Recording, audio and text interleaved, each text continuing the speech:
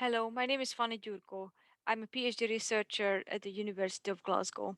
Today, I'm presenting about the application of Ehrlich's living law theory to an empirical research study on everyday corruption in a contemporary context. This presentation is based on my PhD project. My PhD project title is Exploring the Socio-Legal Aspects of Low-Level Corruption, a study of informal practices of long-term residents and migrants in Glasgow and Budapest. I studied law in Budapest, and then I completed a socio-legal master's in Sweden, at Lund University, and this was where I got familiar with Ehrlich's living law theory. But now I'm in the Central and Eastern European Studies department at the University of Glasgow.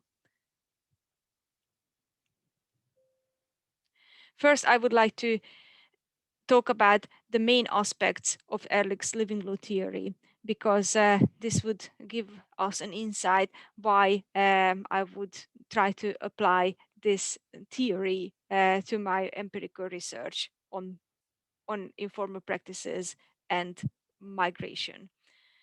So Ehrlich presented his ideas in the Fundamental Principles of Sociology of Law in 1913. Putting it into very simple words, he focused on what do people experience as law. He conceptualized that there are other norms in society than the state norms that have importance in regulating people's behavior in everyday life. And he also conceptualized that these normative orders can be more effective than the formal law. He was interested in the actual behavior of people in social groups that he called social association. He identified this social association as they could be between two people, or even they could include a whole nation. So they could range between some people and a large group of people. This conceptualization emerged from his observation of habits and costumes of people in Bukovina in the late 19th and early 20th century. So that was Ehrlich's context. It's Bukovina is situated in the Austro-Hungarian Empire, and he was a legal scholar in this context. So these social associations are the foundation and essence of the social organizations.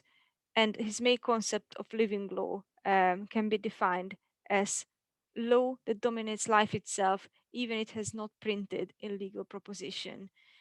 Ehrlich made a difference between the norms of decision and the norms of living law.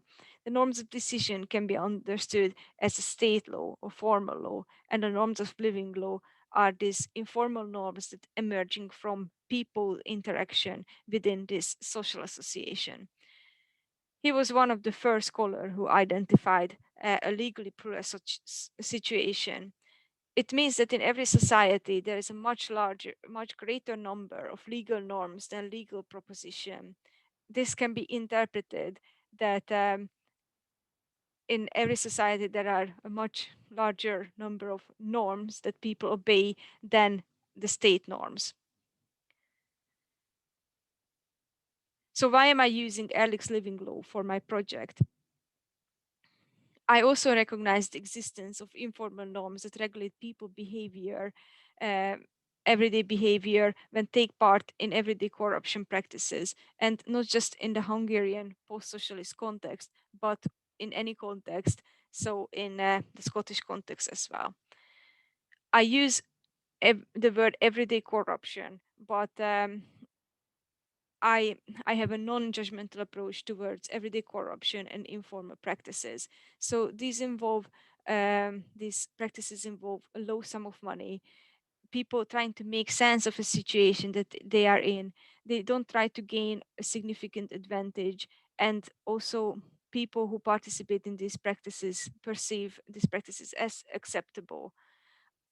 This acceptability can vary between people if they perceive the practice. This people can perceive the same practice as corruption, not corruption at all, or acceptable corruption. And I'm looking into these practices, especially that people perceive as acceptable corruption. This could be, for example, cash in hand work, tax evasion, using the workplace resources for informal work, using social relation to gain access to healthcare or education. And this can involve informal payments. I consider the empirical themes that emerged from my data collection, and I use an inductive and deductive coding to analyze my data. It's important that my research is situated in a contemporary context rather than Ehrlich's context, and it is an exploration between two differing contexts, which is the post-socialist Hungarian context and a more Western Scottish context. So my empirical data collection is contained 50 in-depth interviews and 4 focus groups with Scottish long-term residents and Hungarian migrants in Glasgow and Hungarian long-term residents and British migrants in Budapest. So it took place in 2 locations with 4 different groups of participants. So I could gather a substantial amount of empirical data, and I had an interest in how the norms of living law are constructed in the social association, and also focusing how a socially constructed acceptability of everyday corruption practices is constructed by in the social association by the interaction of people. Therefore, I deployed Ehrlich's living law theory as a unifying theoretical framework because I thought that it can accommodate for using uh, other relevant concepts to examine everyday corruption. These were, for example, literature on informality and corruption, especially in area studies in the post-socialist context. Because I interviewed migrants as well, there were migration specific issues that emerged from the data, and also the importance of the context, which includes possible external pressures on people participating, motivating people's participation in informal practices, and power relations situated in this context. So, as I said, there were many key themes emerging from the data, and one of them was the that people felt important to rationalize their participation in corruption practices. This was slightly in conflict with my non-judgmental approach, because when they made these rationalizations, they compared their behavior to the state law, so they made a normative judgment of the behavior. But I had to accept that when when people talk about corruption, or they ask about corruption, and they trying to answer the researcher what they do, they trying to rationalize their behavior. So this is something that emerged from the subject of corruption, and also from the methodology. There were other themes emerging, for example, the importance of the power relations within the social associations, and the embedding and learning of the living law or informal norms within the social associations. So therefore, I had to make some modifications and adaptations to Ehrlich's original concept. I used the social association um, as the start of my analysis, because I thought it's very useful to see social associations as the building blocks of all society, because it enables a more universal examination and understanding of these informal practices, and I can research in two different contexts, in the Western and post-socialist context.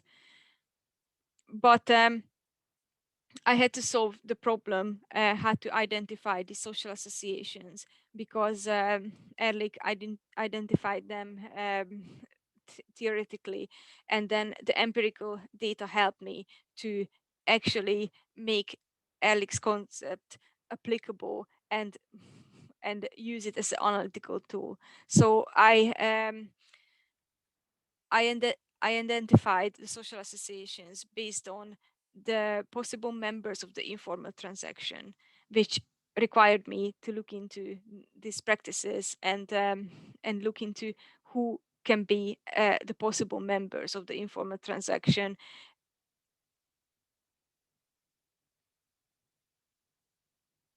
Ehrlich,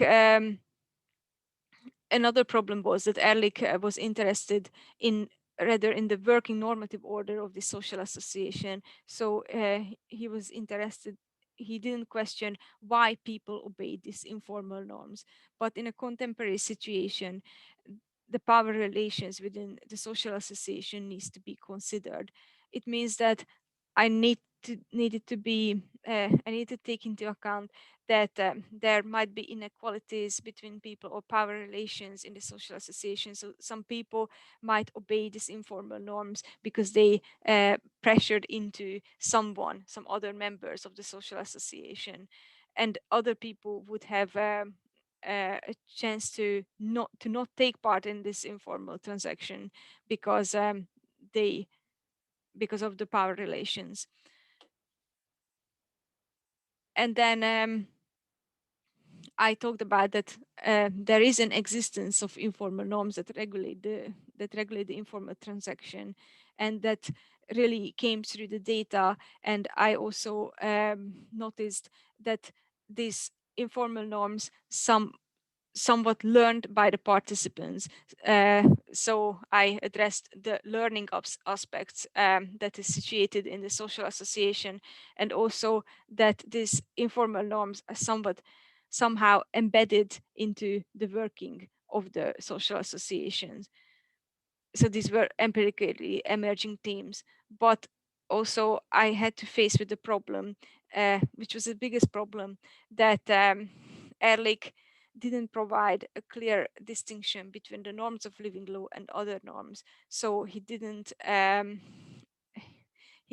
tell us how to actually identify the norms of living law, or he he argued that it should be identified empirically, practically, based on people's attitude, or whether people thought that these norms has a great importance.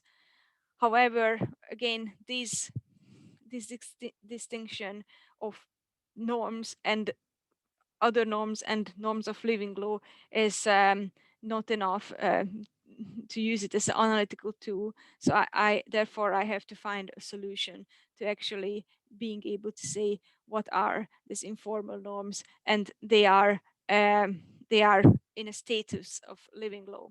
So my solution is to focusing on the informal enforcement mechanism that surrounds these informal practices.